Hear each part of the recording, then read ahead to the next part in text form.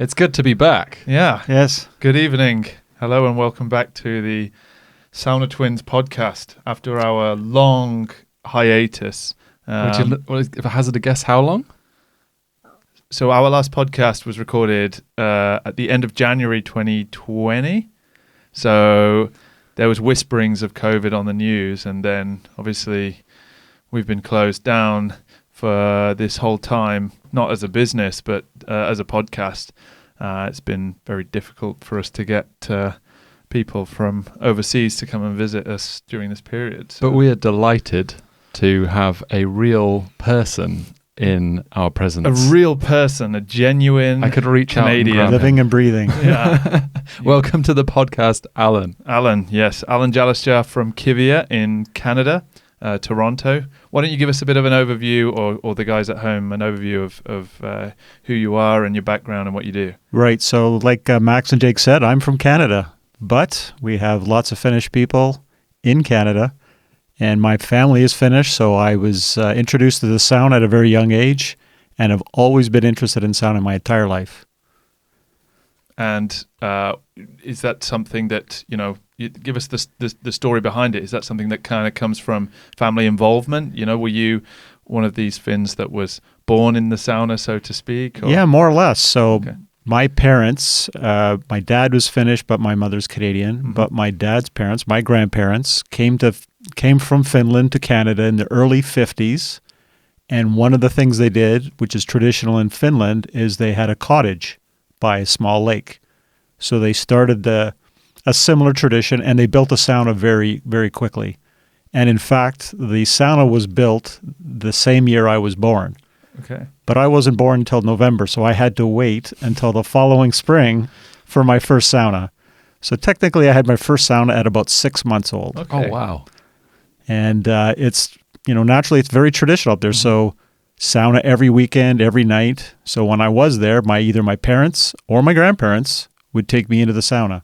So I got very used to it at a very young age. And I found out very quickly, I didn't realize it till later, but I really liked the sauna. I liked the heat, liked going in the lake, the whole tradition. Mm-hmm. And so that's now led you to do what you do for a living, which Yes. is both building saunas like we do and podcasting about them. Yeah, so one could say that I love everything about sauna. So my father had a sauna business, and I worked with him when I was a boy, and then later as an adult. And then later on, I ventured out on my own. I was building many things, but saunas was certainly one of them. But I build saunas. I also have a podcast of my own called Kivia, the Spirit of Sauna, where we get into, we nerd out basically on anything sauna. Yeah. Well, we've been fortunate enough to be involved in that podcast, and it's really fantastic. I mean, it makes this thing look like a ragtag operation. There's some great names and some amazing things that you guys discuss. Right.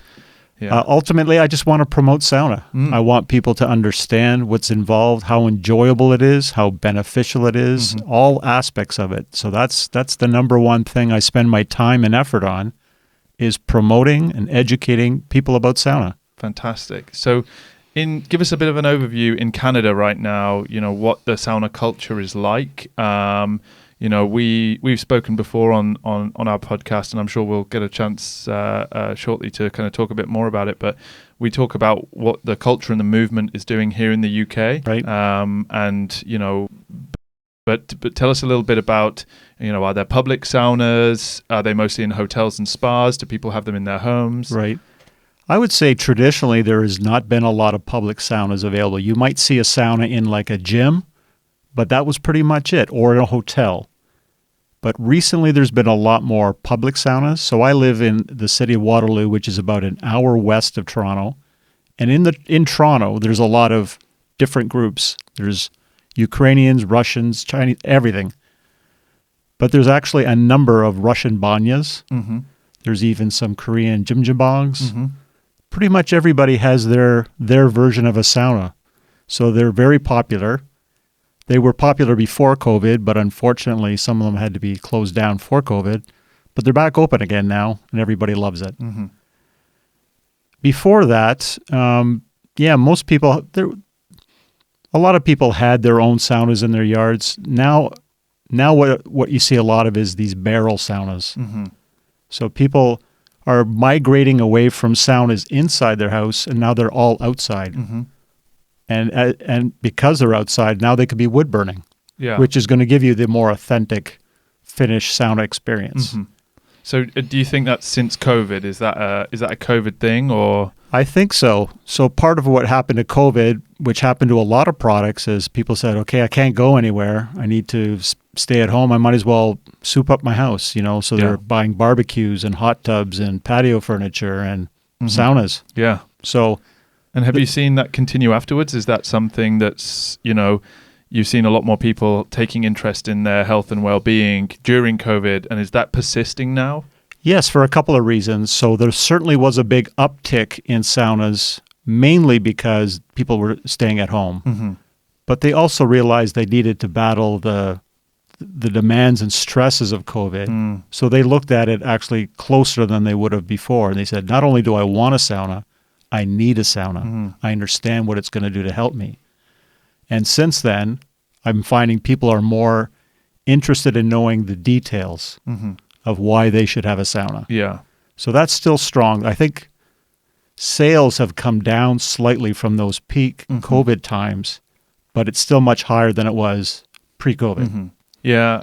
I think if it's in people's awareness, It seems like from what you're saying, there's maybe more of a drive from a health and well-being point of view. But is there, because you say in Toronto, there's a huge cross section of different sweat bathing cultures.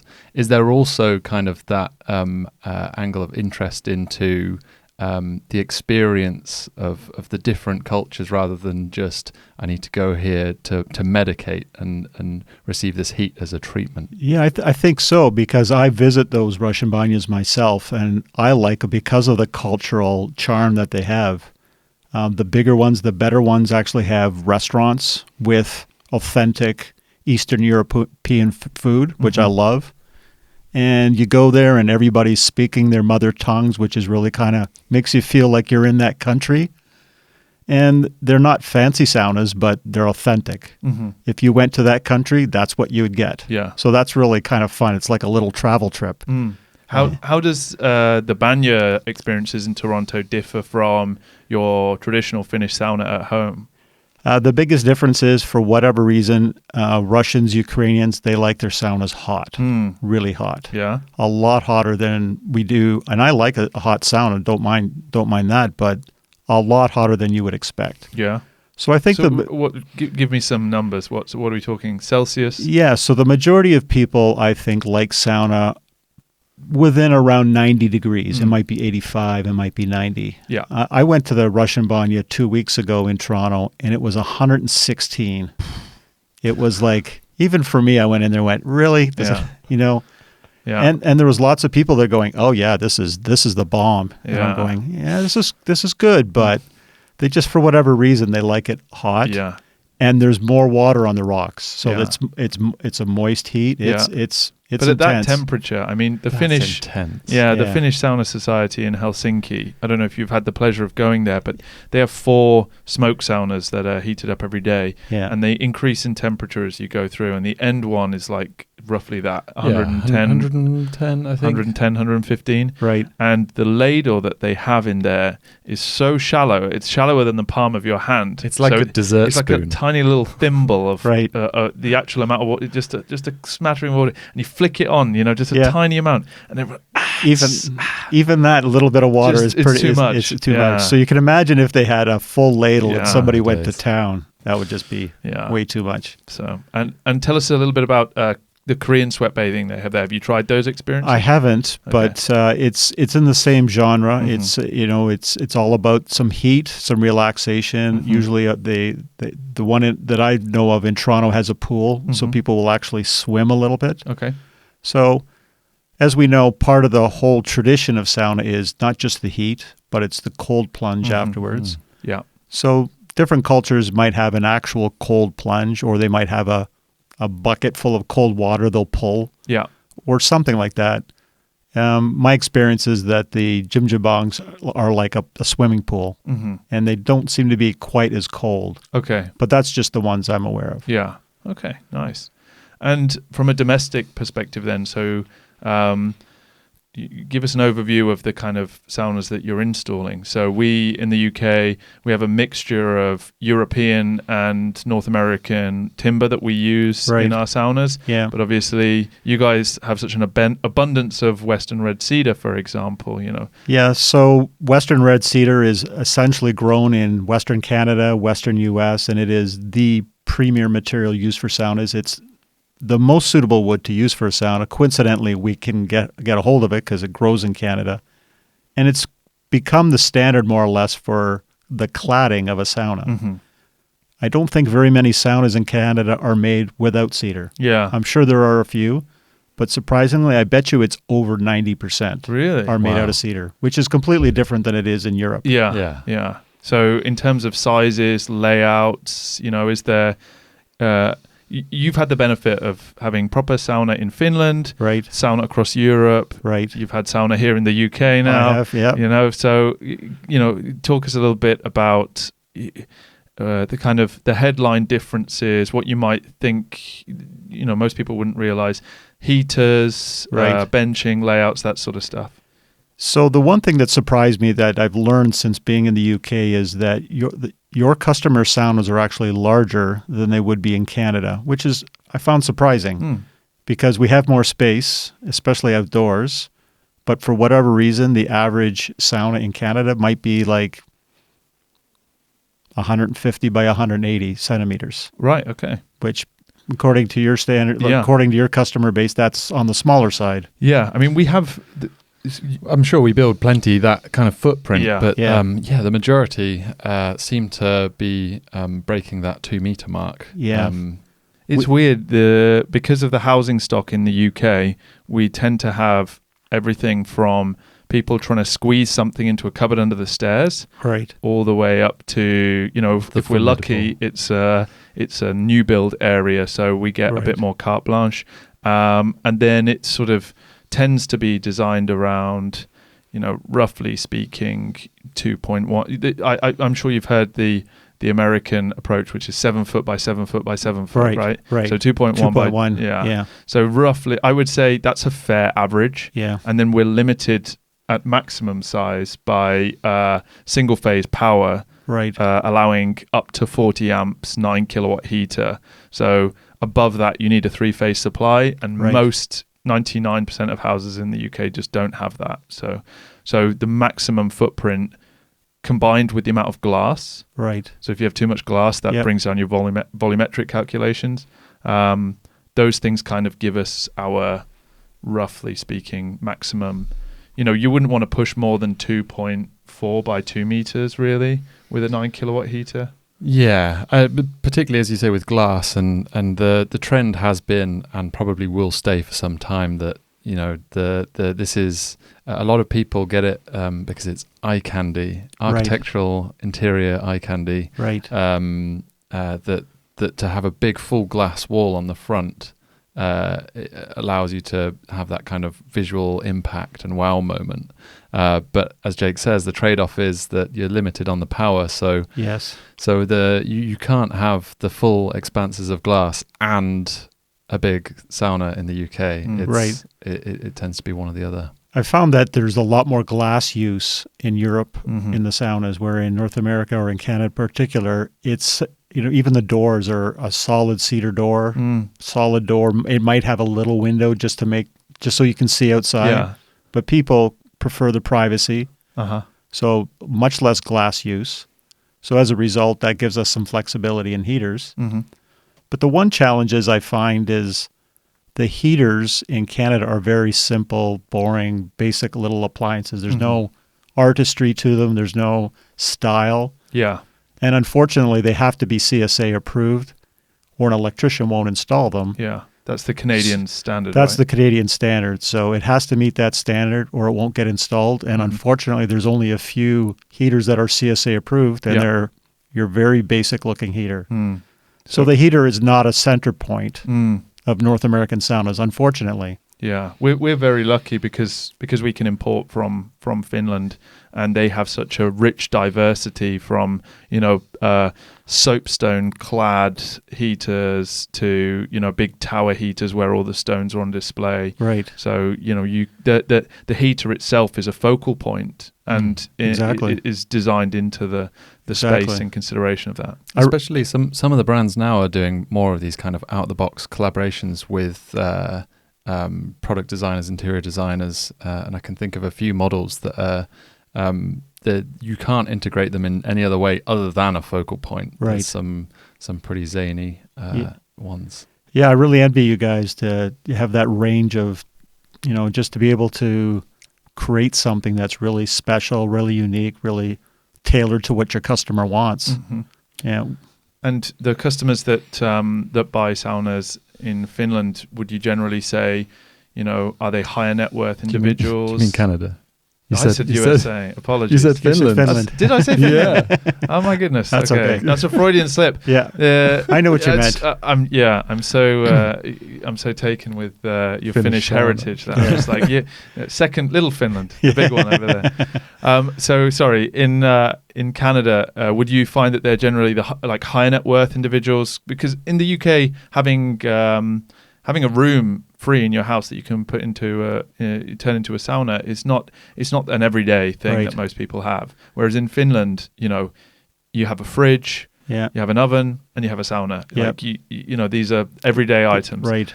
So how do you kind of see the demographics in Canada? Well, categorically, saunas are much cheaper, Mm-hmm. much less expensive in Canada, and that's one is because of the availability of the cedar, which is a desired material to use. And I also think people have a perception on what the value of a sauna is. Mm-hmm.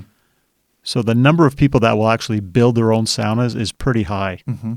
Whereas in the rest of Europe, I believe people want them constructed Mm-hmm. for them. Yeah, I think probably you guys, with the nature of anywhere that's been a sort of frontier, is that people have got more trades just as you know how to make things, you know how to build things safely. You're a nation of pioneering woodsmen. Yeah. Your babies are born with a hatchet in hand. Something like that. Yeah. I do think that there on average there's a lot of do-it-yourselfers, people that are comfortable with power tools and such. And the market for do-it-yourself saunas is much higher in Canada than it is in Europe in general. I'd say over 80% of saunas are built by people themselves. Wow.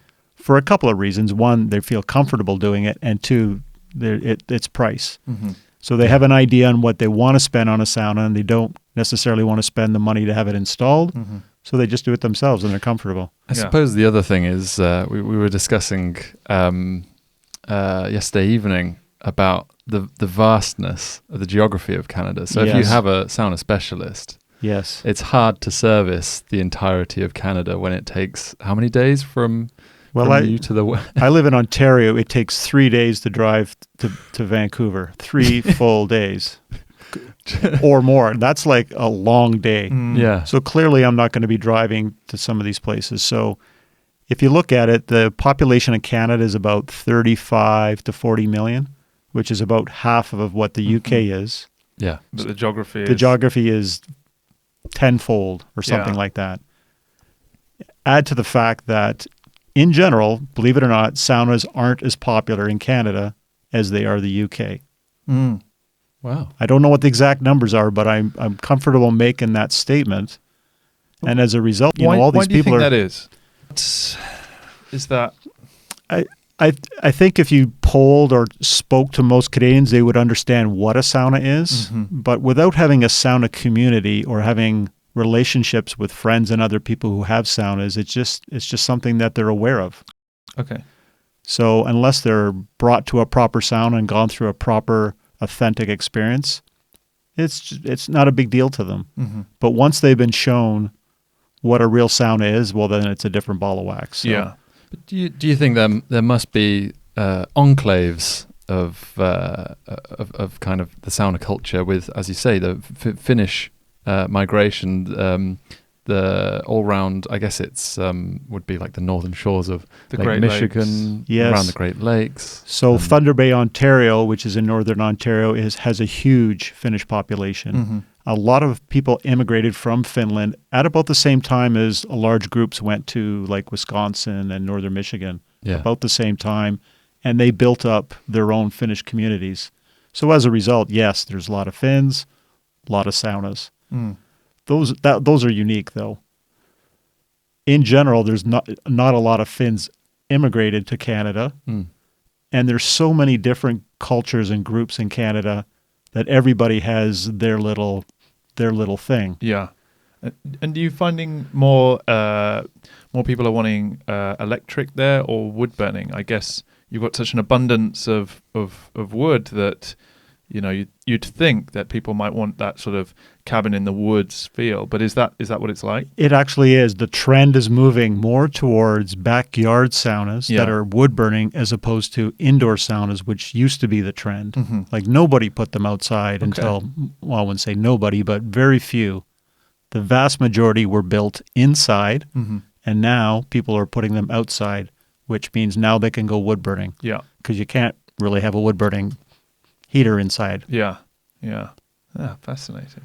And the combination with cold plunge as well. Again, you've got fantastic lakes and things like that. Is that something that's in the mindset of a lot of customers there, or? I think everybody understands they need to cool off, but what I've been trying to do is influence them into have a proper cold plunge, not just, you know, sitting out and cooling off. But if you've got a lake, by all means, jump in the lake. It doesn't matter how cold it is. If you have a pool, so I have a pool at my house and I never heat it. And the main reason is I want it cold. Yeah. So when it's cold in the spring, cold in the fall, warms up a little bit in the summer, but I want that cold plunge. And when I have people over to my house for sauna, I want them to experience that cold aspect. Great. And once the pool closes, then we move on to a garden hose with a shower nozzle, but it's still cold. Yeah. And when we run out of cold and it gets into winter, we roll in the snow. Yeah. And you have snow there now, I guess? I heard that there was snow, while I was away. And there'll be snow when I get back and more to come. Great. Yeah. I'm not a massive fan of the rolling in the snow, not because I don't like it per se, but more because it doesn't get your core cold. Yeah. It's more like a surface cold, whereas for me, cold water immersion, the full cold plunge, for the same reason, I'm not a massive fan of the cold shower. Right. Because you kind of have to force yourself to stand under it. It's quite unpleasant. Whereas when you go into a cold plunge, you just commit. You commit in such a way, and the temperature change, it's all over, right? It's not just a surface cool. It brings your core temperature right down. It penetrates. Yeah. And I agree. That's the only way to go. But when you don't have any unfrozen water around, snow is your option, really. It's better than nothing. And you don't find Canadians doing a vanto like they do in Finland, where they cut ice holes in the ice and go in there? Or? Some people will if they have a sauna at their cottage. Mm-hmm. Like not a lot of people live on lakes, but a lot of people have cottages that are on lakes, of course. So if they have a sauna, some will. Mm-hmm. Some will. Great. Excellent. And what do you find is your kind of your biggest challenge in educating the Canadian public? Yeah, I mean, it sounds like you take a very similar approach to us. Education first. Right. When people learn how good it is and have that experience, right, they'll tell other people, and you know, it's an upward trajectory as we've learnt. But what's your kind of biggest barriers? Are people receptive? Is there any cultural issues? I don't think there's any cultural issues. I think the biggest challenge is education. Because like I said, a lot of people are aware of what a sauna is in principle. They may have even had a sauna, but it was in a gym and they went in there to heat up, or they heard or read somewhere that it's good to do after. They just don't know the full scale of what they need to know. And they don't understand or may not have heard of the cold plunge or even the thermal cycle, which is one term that's used, so that you go into the sauna for heat for approximately 15 minutes, but that's not a rule. You have a cold plunge for approximately a minute or two, and then you rest in between. So not a lot of people have heard or understand that cycle. So that would be an important thing that I try to stress. Also, the temperatures they go in. They go into the sauna, they complain that it's too hot. Well, if it's too hot, it could be actually too hot, or you're just trying to do too much. Go in at a lower temperature or sit on a lower bench. Find your comfortable temperature. Yeah. Find what works best for you. It's not a competition. And eventually you'll find what works for you, and it'll be completely enjoyable. Yeah. Yeah. I mean, that certainly rings true with us, and I think that's certainly reciprocated here. Do you find, so I'm kind of fascinated, the geography of Canada is so similar to that of Finland. Yes. Do you find, is there that same summer cottage culture where, you know, for listeners who don't know, a lot of Finns have their main residence and then they have a summer cottage, which might be an off-grid log cabin that's, you know, a little bit out in the country, or, you know, it might be kind of semi-on-grid. And if you do have those kind of summer cottages, is that something where people would typically have a sauna, a kind of outdoor bathing house, or is that something that didn't quite make it with the kind of log cabins that are over there? So a few things. I would say the cottage lifestyle is certainly alive and well in Canada, but it all depends on how close you are to a lake. In southern Ontario, there is an actual what's called cottage country, or the Muskokas, and there are some outlying areas where lots of lakes, people have cottages. I would say they're popular, but not as many people in Canada have them as Finland because of the sheer population that's in Ontario. Maybe other provinces, other areas might have better access, but I think there is just the sheer volume of population. Also, some of these areas, the cottages aren't really cottages anymore. They've grown, and they're basically houses on a lake. Whereas if you go to Finland, a cottage is a cottage. It's very basic. It's very simple. You may or may not have power. You may or may not have running water. It's by a lake. There's almost always a sauna. But that's the Finnish style. Yeah. So yes, it's alive and well, but not quite to the extent of Finland. And I'll take I have a cottage that's about 2.5 hours northeast of Toronto. It's a small lake, or I guess it would be considered more like a medium-sized lake. It's got about 100 cottages on it. And right now, I think there are 12 saunas. Okay. That's pretty good. I think that's pretty good. Yeah. It wouldn't be as good as Finland, but for Canadian standards, 10 to 12 saunas on a lake of 100 cottages. You're going to have to start going door to door, like a Jehovah's Witness. Yeah. Like, can I tell you the good news? Yeah. Why not come over to my house? I'll show you. The gospel according to sauna. Yeah, absolutely. Yeah. That's great. As it is now, our cottage is at the very end of the lake, so naturally we have a sauna. It's been there 60 years. Wow. Cottage beside us has a sauna influenced by us.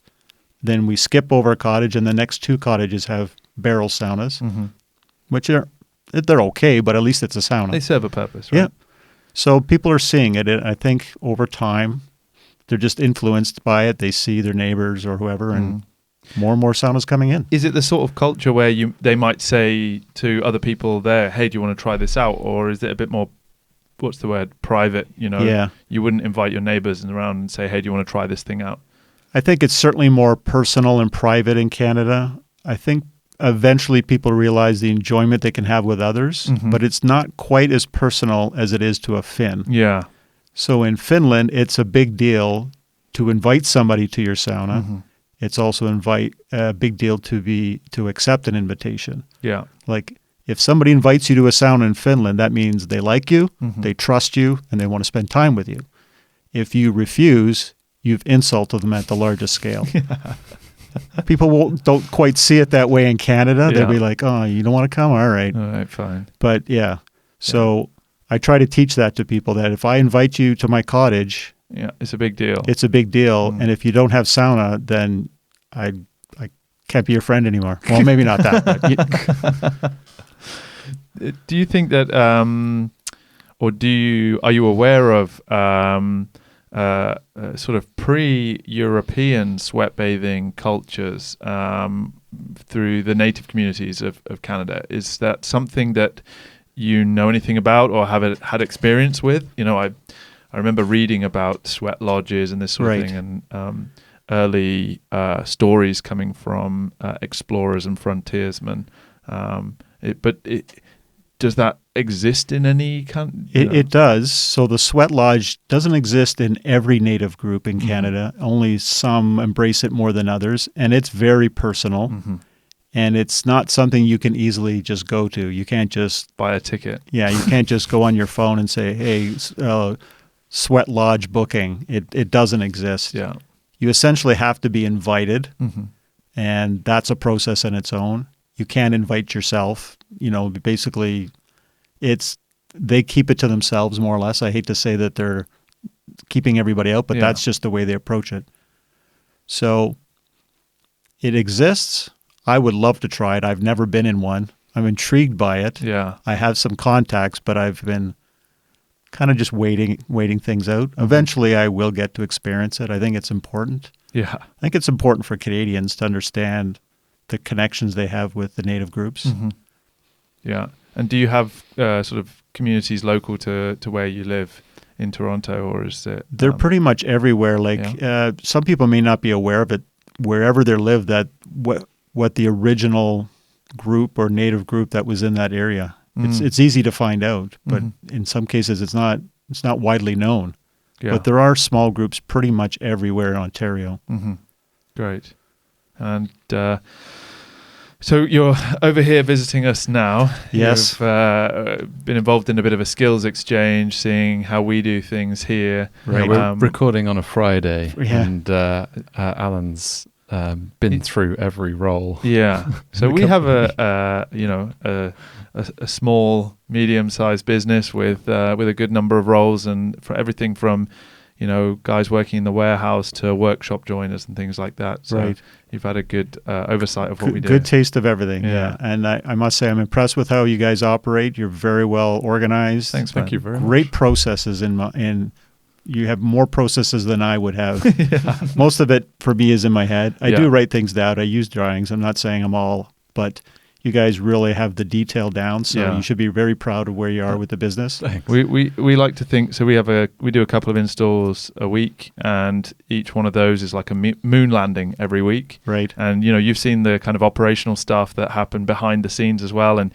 you've got two guys on the ground who are your Aldrin and Armstrong, just working on it, and then everybody behind it, if they encounter anything that they have to overcome, you've got all these control. You've got mission control in the back trying to make a model that will work, and going, I think this detail is how we the best to overcome this. I'm thoroughly impressed with the thought process and the planning that goes into each and every sauna. So I'm sure you have incredible numbers of happy, satisfied customers. Your quality is outstanding.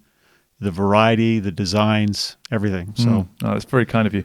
And out of all the different things you've done this week, what have you enjoyed the most?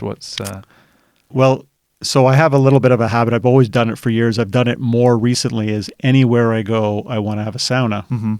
But now I actually seek out saunas to be the center of my travel, as opposed to an add-on. Yeah. Like if I go somewhere, is there a sauna here? Yeah, great. No, okay, whatever.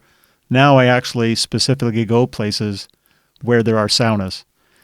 So instead of coming straight to the UK, I flew into Dublin, took a bus, then a train. It was about 4 hours to go up to Castle Rock and had a sauna on Benone Beach. Yeah. Yeah. And that was in the Hotbox sauna. Yeah. Our friends over in Northern Ireland. Yeah.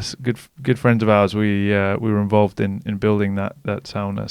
So I got to see your work firsthand. I didn't know it until later, so that was good to see your product and see it in operation. And for me, just having those experiences where I can travel somewhere really unique, but authentic sauna by the sea in this case, or by a lake or by a mountain, something really fun like that. So it was really enjoyable. Yeah.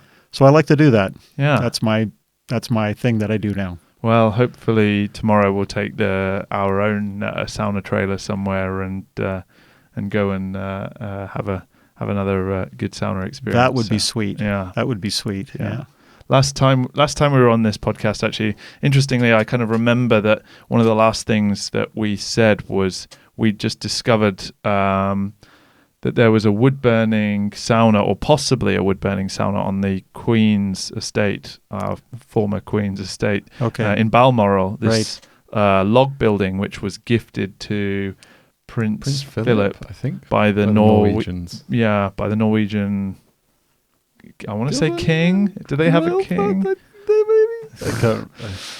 So, and then we said, look, if you don't hear from us, we've probably been arrested and put in the Tower of London, and then nobody's heard from us for the last, 18 months. So, so that would be. Can you imagine? Not to be disrespectful, the Queen having her own private sauna that nobody knew about. She just went. She just went off. Cool. She just went off the radar for a couple of hours and then came back all all refreshed. Well, one does feel good.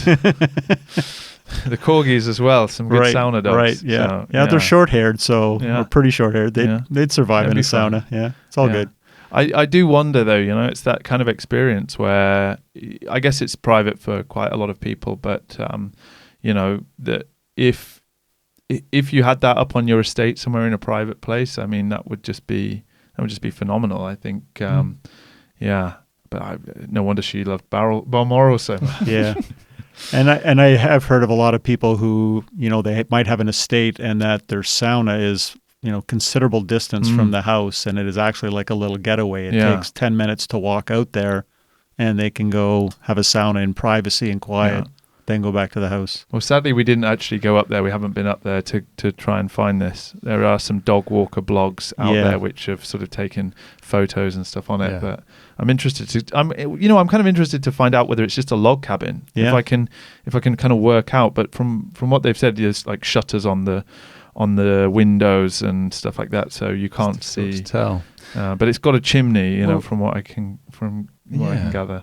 Because there seems to be this rumor that there was this kind of exchange, a present, a gift, and then remarkably these dog walkers had come across this log cabin with chimneys, so it clearly has some kind of wood burning heat source inside, and it's on a lake. So there's I think it has a jetty as well, or a small way to go into the water. Right. So. It's certainly plausible. So we don't have actual confirmation. Not yet. We've got to do our full-on Mythbusters, get up there and we'll take one of these cameras and do a Blair Witch project through this. Because it could just be a wood stove. Yeah, it could be for cooking or heating. Yeah. We don't know, but cross your fingers. It's an actual mystical sauna. It would be good at Balmoral. Yeah, that would be epic. Yeah, I'm hoping. There's one of the royals opened the Finnish Sauna Society. One of the saunas in the Finnish. I have a feeling it might be Prince. Was it Prince Edward? I think so. Okay. This is. I mean, we don't have an extensive back catalogue, so listeners may recall that it would have been discussed in the Mika Meskinen podcast, which actually is a good segue to reflect on how. So Mika Meskinen founded British Sauna Society and is a driving force in the grassroots sauna movement, I should say authentic sauna movement in the UK. And the landscape's really changed since we've last done a podcast.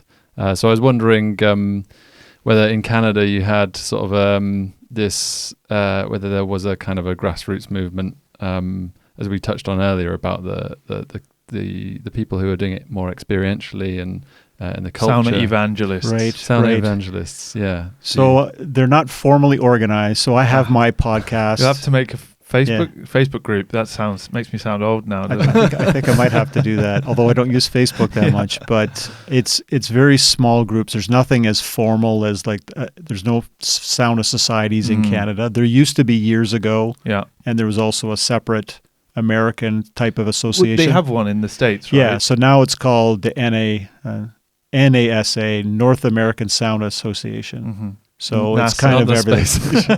Yeah, or sauna on the moon. Well, it's not the NSA because that's something else. No, it's not NSA. Or it might be similar to that, but essentially it's a North American society, but it's organized out of the U.S. and to be honest, very little input or involvement from Canada. Yeah, but it represents kind of Canada at the same time. So I've had many conversations with Iiro Kilpi from the president, but Yeah, it doesn't look like there's a lot going on in Canada as far as an organization or a society. Okay. But there are little ethnic groups, there are little cultures like the Russian banyas. Mm-hmm. They've organized themselves. There might be like 6 to 8 owners. Yeah. So they kind of organize themselves. There's other people who have podcasts or unofficial groups. Hey, we have Finnish Fridays at our house. Come on over for a sauna. Yeah. So, that's lacking. Mm-hmm. But there's enough momentum, I think, with small groups of people who share sauna together. Yeah. I do a lot of that, where we go and visit each other's houses and saunas once a week, Mm-hmm. or go on road trips to the banyas. Great. So over time, more people join us on that, but it's a slow build. Yeah. I mean, I think you credit where credit's due. The work that Mika and Wendy and a lot of the other members in the British Sauna Society have done to kind of organize and create this community. And now there is the community sauna. There's the Hackney Wick project. Yeah, community sauna baths in Hackney Wick. There's there is a myriad of trailer saunas on seaside saunas, beaches, cropped up. It went from being Beach again, Box friend in of Brighton, Finnmark, Katie from Beach Box, and now they're across Ireland. Obviously Scotland. There's Everywhere. quite a few. Ireland, South Coast is definitely. Yeah. There's a plethora to choose from. You're never too far from a sauna anymore, which is good quality ones. Which is the thing I like about the mobile saunas is they can bring it to you. It really helps in building awareness. You can catch somebody, in a parking lot for a matter. Hey, have you ever tried a sauna? Come on in. That's ultimately, if people have not experienced a proper sauna, all you have to do is bring them into one, do it right, and I can almost guarantee they'll be in love with it. Have you ever met somebody in a parking lot and offered them a sauna? You just reminded like an me, abduction though. story. Not in a parking lot, but we've had some. So I'm doing some work with an artist group in Toronto. It's called The Art of Sweat, and they made a trailer, and they're traveling around every weekend, more in an artistic manner. So they'll go to an arts festival, and it'll be parked there. So you'll be walking down, seeing all the things that artists provide or offer, and then there's a sauna. So it's not far from a mobile sauna in a parking lot. It's pretty close. You did just twig my memory as well of something. I don't know if we've ever discussed it on this podcast, but I remember watching something. It may have gone slightly viral back in the day, but it was a clip of, I might upset someone now because it might be the wrong sport, but I think it was American football. Okay. And I think it was a game with the Minnesota Vikings. Okay. Is that the ones that wear the cheese on the head? No, that's Green Bay. But the Vikings have horns. And they're okay. from Minnesota, which is a big sauna area. So that would probably be it. But they were out in, where it's if you can't get into the stadium to view the game, then you sit in the parking lot. Right. They interviewed this guy who just came out of, it must have been a mobile sauna or something, but they've interviewed this topless, steaming, Red Lobster coloured fan who was just obviously sauna drunk. He was having a whale of a time. Yeah. But I thought that was a great advertisement for getting in. That would be. So that's called tailgating in the U.S., where you can't get into the game, or you choose just not to go to the game and party with everybody else. So you go to you sit in the parking lot, these big areas, and people have vehicles that are decked out with barbecues and TVs and whatever you want. Saunas. I think there's saunas. That's one tradition. The other one is, I don't know what it is about U.S. football, but the colder the weather, the less clothes they wear. So you will see like a game in Minnesota or Green Bay or Buffalo in November, December, and it's snowing out, people without a shirt on. Yeah. And it's clearly freezing, but they don't seem to care whether there's a sauna or not. Wow. So it's just one of those crazy American things. Well, certainly. I know there's an ice hockey team or there's an ice hockey stadium in Finland where you can sit and you can sit in the sauna and watch the ice hockey game like a corporate inside. box. Yeah, hospitality that is in itself a sauna. So there's no place that they don't have a sauna in Finland. That's true. They have saunas in Burger Kings. Yeah, they have a sauna bus, mm-hmm. so you can just. There's one in the Big Wheel in Helsinki. Yeah, it's like that sounds to me, like going on the London Eye is one thing, but going on the London Eye and it's a sauna. It's like, what do you do when you're at the top? You You're like, I need to get out of here. Yeah. I'm too hot. Yeah, I don't know. Have you heard of this? Have you heard of the sauna gondola too? Isn't that for a ski lift? Yeah, you take a gondola up to the top of the hill, and it's a gondola for 4 people, and it's a sauna. No, I think this is I nearly crazy. said, I wonder if they have saunas in prison, but then I remembered how forward-thinking the Finnish are with their reform system, and that there's most definitely. I think there'll be saunas in Finnish prisons. Well, I think it's good motivation to get out of prison. To get a sauna. Yeah, it's like, I need a sauna so bad, Yeah. I got to get out of prison. I'm never coming back here again. Being denied a sauna would be torture and punishment in itself, would it not? Yeah. I mean, we've discussed on this podcast before the large, I think it's the Finnish Navy. It's on a military base. It's supposedly the biggest public sauna. And it seats like 200 people. Yeah. Wow. Yeah. Yeah. And it's got these big heaters in the middle. It would have to have many heaters. Yeah. Wood burning? Yeah. I think so. I think they're big heat storing style ones. So I've not been invited yet. Could you imagine it's official Secrets Act? Yeah. Another one. Add that to the myth busting. You got places that out and away saunas that you got to find a way of getting in there. Yeah. You got to know somebody. Saunas. Yeah. Yeah. I'm sure there's plenty of them. Somebody mentioned one about a secret sauna in rural Wales somewhere as well. Oh, yeah. That was, I think, again, discussed on a previous podcast. Someone in the Forestry Commission had built a cabin in the woods next to a river with a natural plunge that was filled up by the river. Right. And I think the reason it's secret is because it didn't have planning permission. It shouldn't have been there.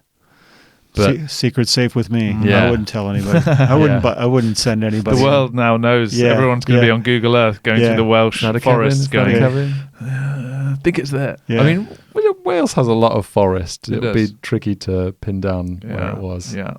We won't reveal that. I actually am aware of a couple saunas in the outback of Wales. Okay. But I'm not going to say any more information because there's a guy who's made a smoke sauna in the Welsh borders, and we know of a heat storing one that we helped coordinate as well. Which that's not actually in Wales. That's just on the borders. Yeah. So, but this, I think the one you're alluding to is this guy who's made a traditional smoke sauna, right? There's a couple. There's a couple I've been communicating with them on Instagram, but again, I won't point them out here because somebody might actually listen to this podcast. So then they'll Don't worry, it's just our mum. just your mums. Hi, Mum.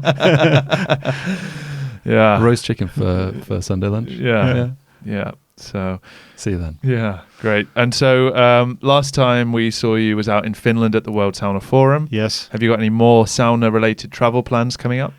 I do have some thoughts.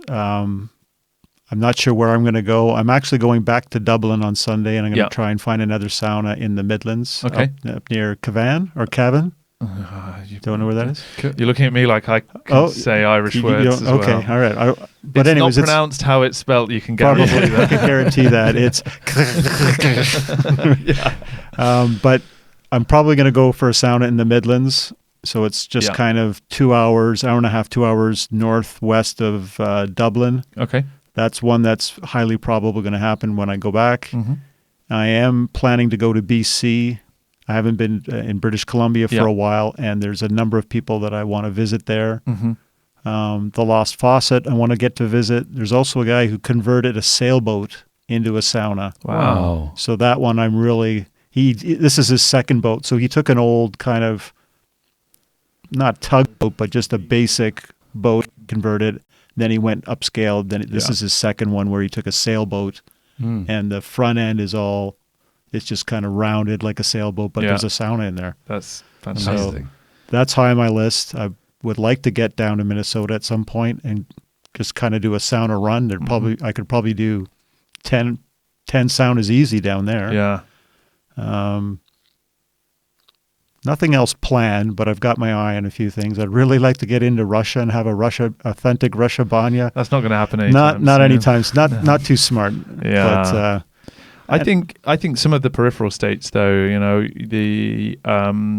I mean, you wouldn't want to go to Ukraine either right now, but I think there are banyas in areas sort of proximal to. So, absolutely. Yeah. They're not defined by borders. It's just a matter of how to get them.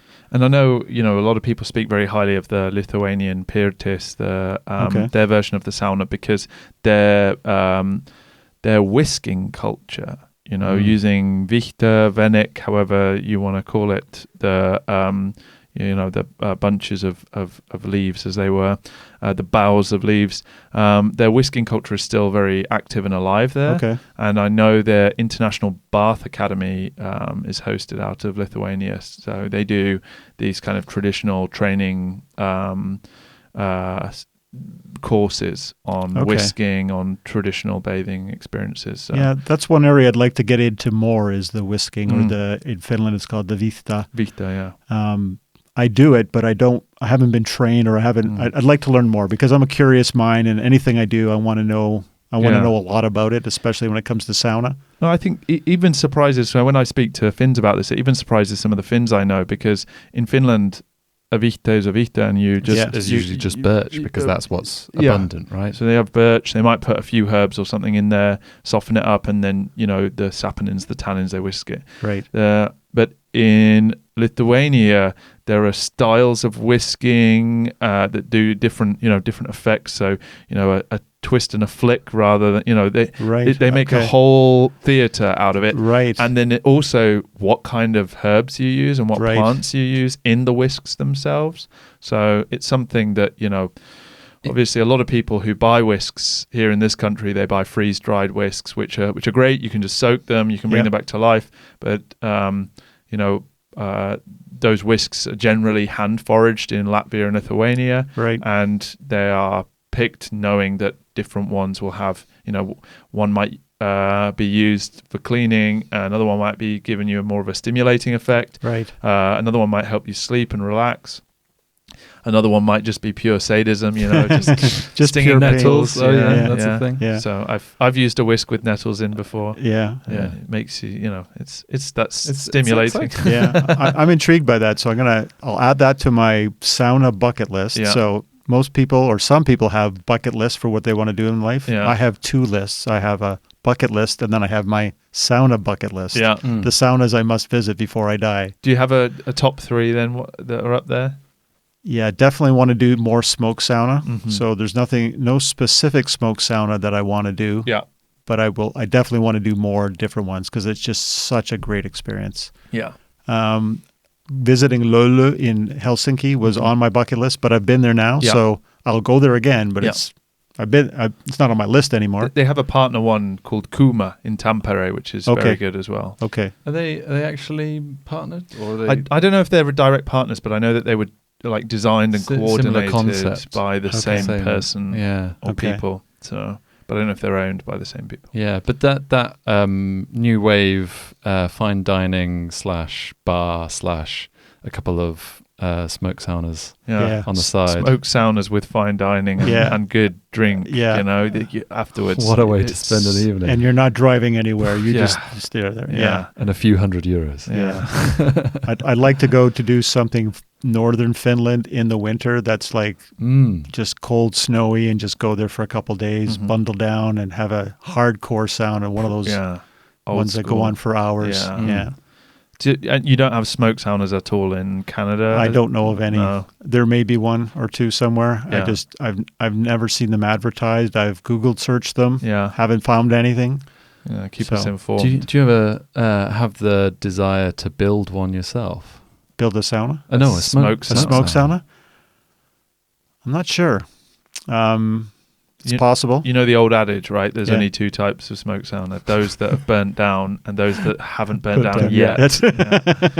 So just the heat up aspect. If it's Western red cedar as well, I mean, you're asking for a fire, right? Yeah, I wouldn't do it out of Western red cedar if I did a smoke sauna, just because of the soot that goes on the walls. I'd build something really rustic. But also the Proper cedar's heaven. resinous, and the resin, when it gets hot, would become volatile. I feel like it would definitely burn down if you made it out of cedar.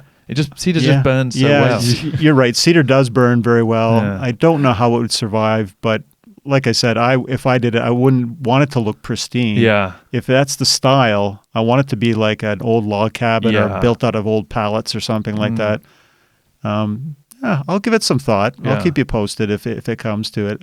But I'll be prepared that it might burn down because I've never done it before. And like you said, you've got to learn somehow, right? Yeah, that's the only way to learn is, baptism by fire. Oh, God. Quite literally. Hopefully not literally. Yeah.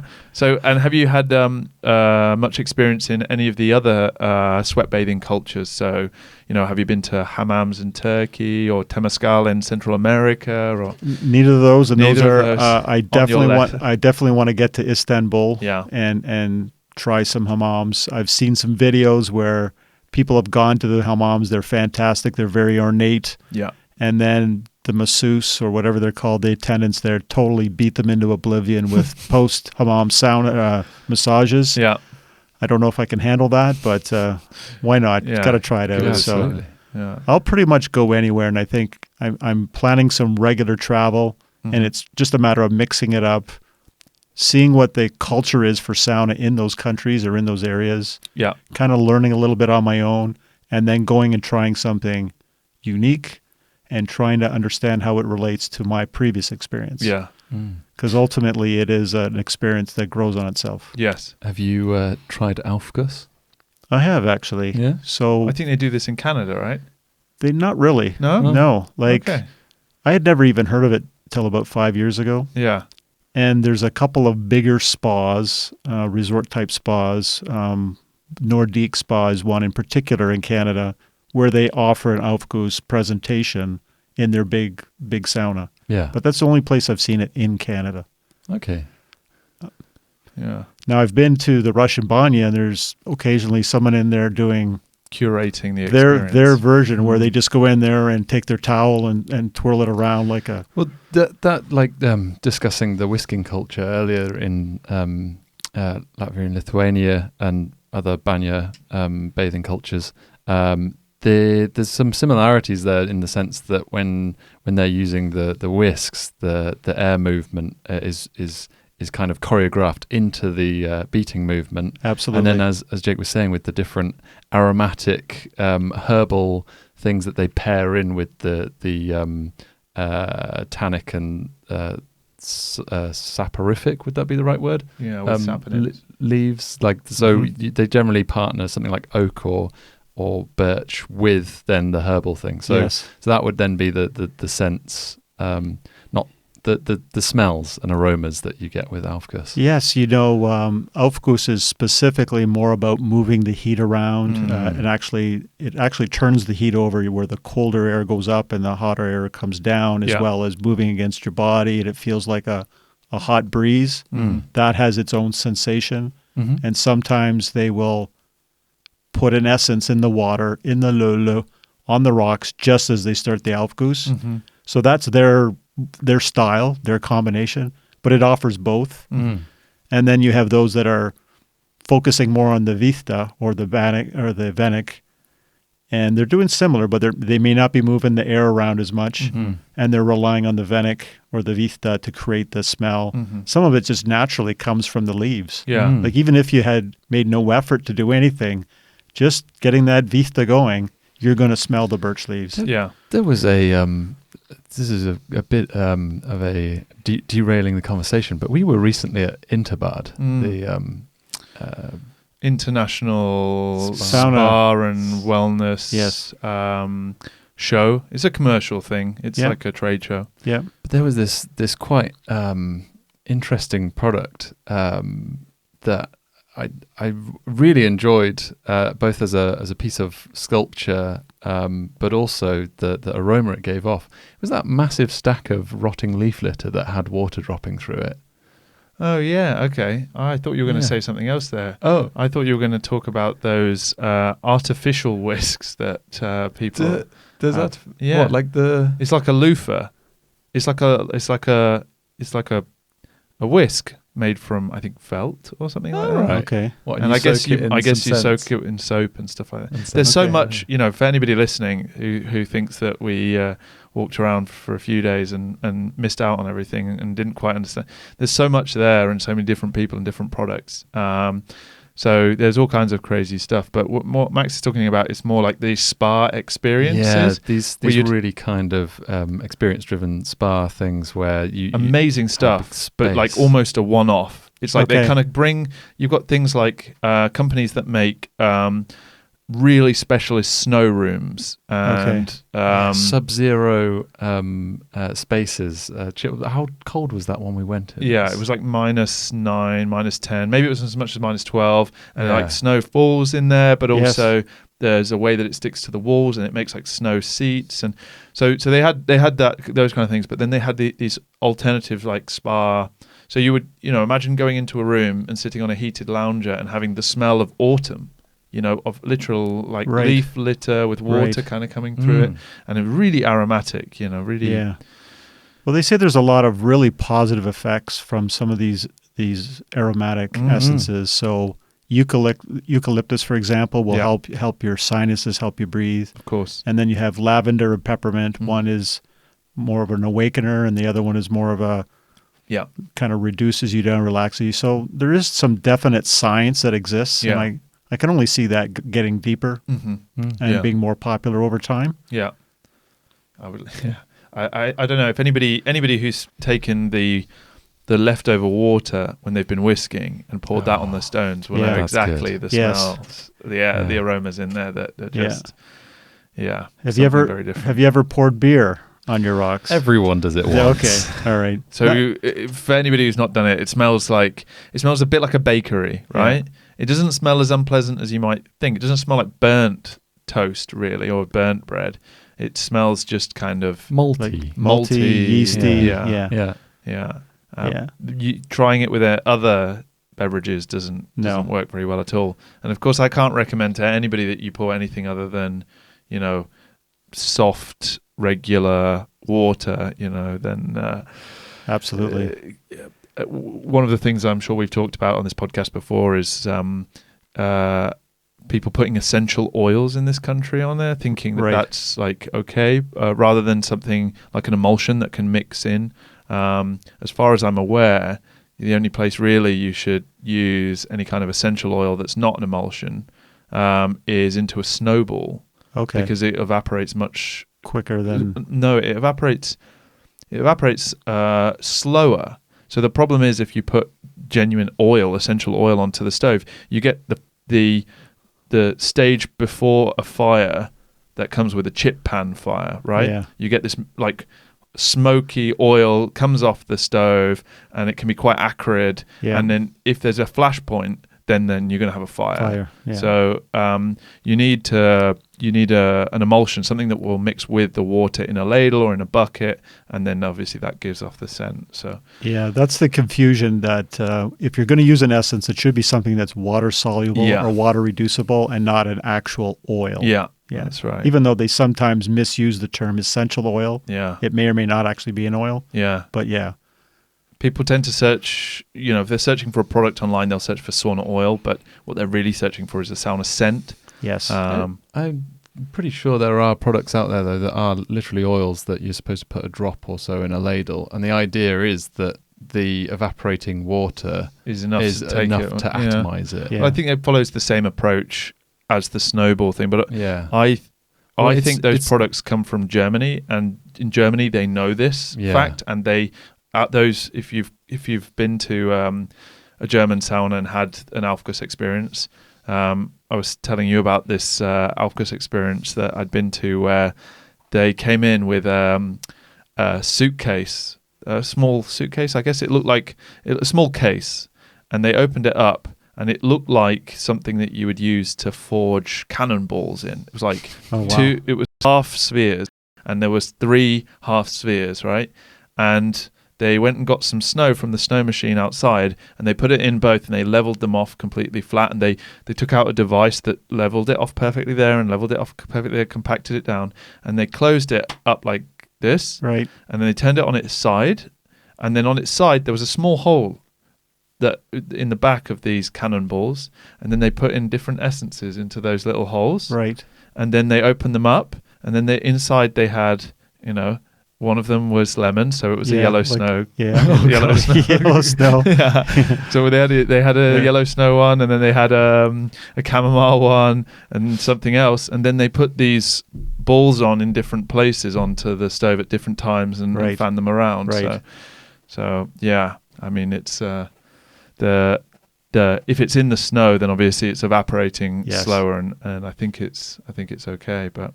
Yeah. Speaking of the snowballs, that's one of my favorite things to do in the winter is because it does melt slowly. Yeah. We call it slowly. Slowly. I think there's an actual term, a Finnish word as well, but I can't remember what it is. But I digress. Yeah. Sorry. Because, if you put water on the rocks, ideally you'd like it to be a slow buildup, but it's not always easy to control if your arm slips or something. But a snowball is ideal because it's very slow, and then it's a long, slow build-up. But it accelerates. It does, yeah. It's like that critical crescendo. mass point. Yeah. It's great. All of a sudden the snowball falls apart, and that's it. Yeah. Particularly if you miscalculate how much snow to put on. Yeah. Yes. There's this glorious moment. It feels almost like the steam that it creates melts the snow. Yeah, it's a chain at reaction. A faster rate. Yeah, it's great. And it just and then that creates more, and then you're like, oh no, Yeah, here it comes. Yeah. I still got half a snowball left.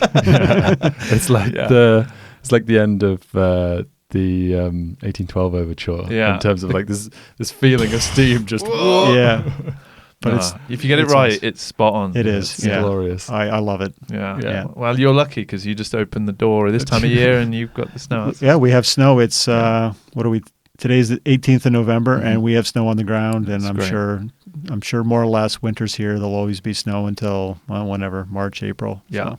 And we should talk briefly about this is your rather cool sauna hat. I'm sure we've talked at length about sauna hats before, but is this?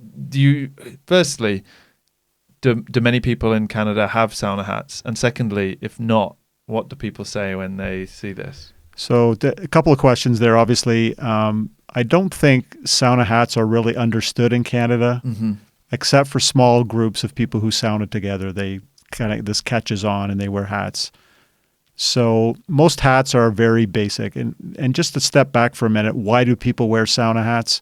Well, there are a couple of reasons. One is for women with a lot of hair or long hair, it keeps your hair from getting hot, which can be uncomfortable in itself. So that's one reason.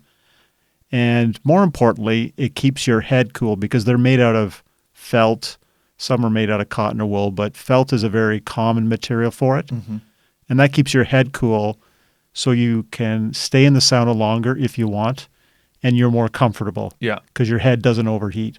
Because that's going to be your thermometer, your internal thermometer that tells you to come in and out. Yeah. So it's not like you're fooling your body, but if you want to stay in a little longer and get your core temperature up, that would be one way to do it. So most of the hats aren't very exciting.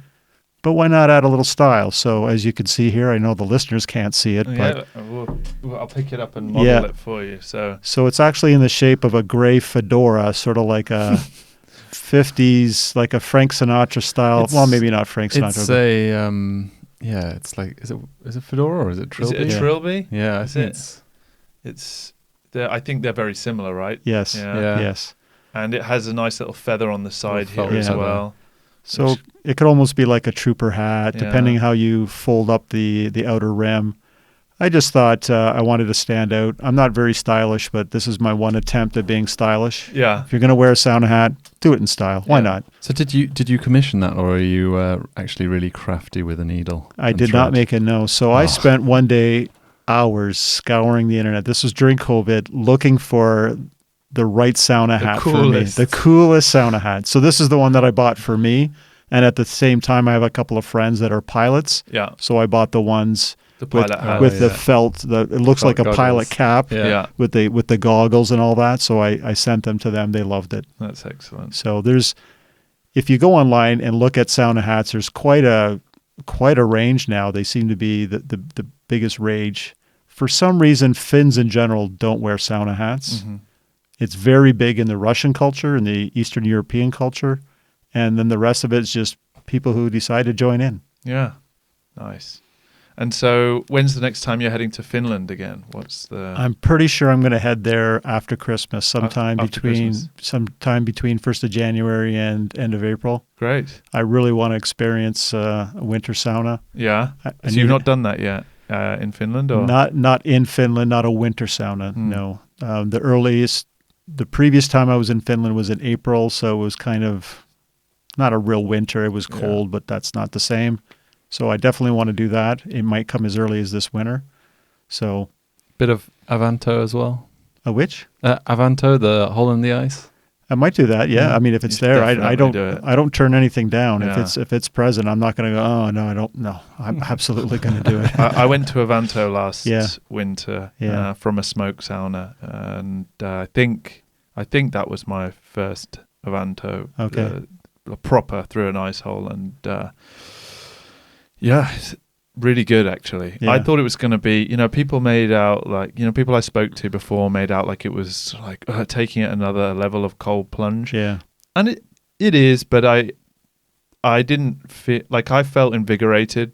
I didn't feel like I thought it was going to feel like that bruising pain that you get when something's too cold, Right. like a brain freeze, but all Yeah. over the body. Yeah. And it wasn't that bad. No. The worst bit of it was that I forgot flip flops. Oh, your feet And- would have been on fire and in the sauna. I had and to, then, I had to nice. walk barefoot on the ice on this jetty thing, and then because my feet were wet, like I was trying to stay on the jetty, Yes. and the ice was like so there was obviously a water layer between my bare foot and the ice, and so it was just like slow-mo sliding off Yeah. this jetty, like, oh no, I'm gonna go.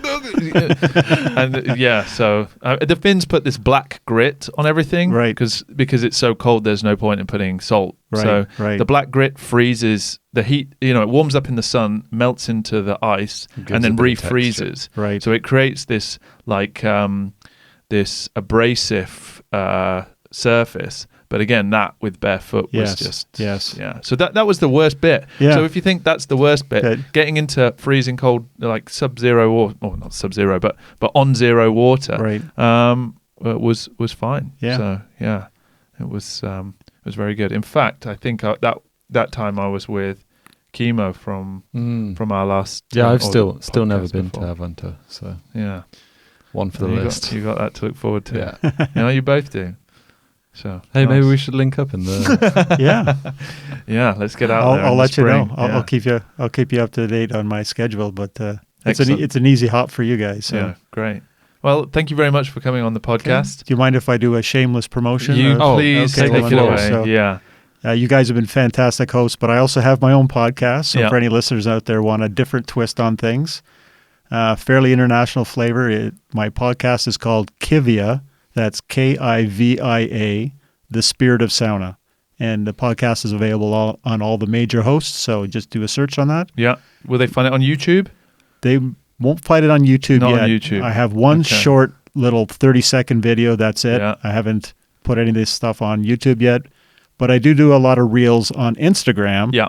So if you go to @Kivia Sauna, you'll see all the things, all the fun trips I'm taking with sauna, Yeah. all the people I meet, everything I do. So And that's- where should people head if they're Canadians listening to this and they're like, hey, I want to build a sauna. I need to contact Alan and find out what bits I well, need. the first thing you should do is call me or email me. Yeah. Actually, email me is probably the easiest. Okay. So my email address is Alan, ALAN, @Kivia, KIVIA.ca. Excellent. Easy. And, Very good. and then accordingly, I have a website. It's kivia.ca. .ca. Who'd have guessed? Who would have guessed? Excellent. No, it's been a real pleasure. Thank you very much. It's so nice to be back doing this. For those who are listening, we want to get this going again, and we have our new podcast space here, and it's just a case of shipping people here now. So yeah, looking forward to it. Spread the word. Spread the word. Anybody who wants to come and talk about sauna, who has anything to do with sauna, hook us up. So, you'll find us on finnmarksauna.com, or you'll see, around this podcast, the Sauna Twins podcast. So, thank you very much for being our first guest since COVID. Right on. Thanks, Jake. Thanks, Max. Thank you very much, Alan. Cheers. Okay. Cheers. Bye.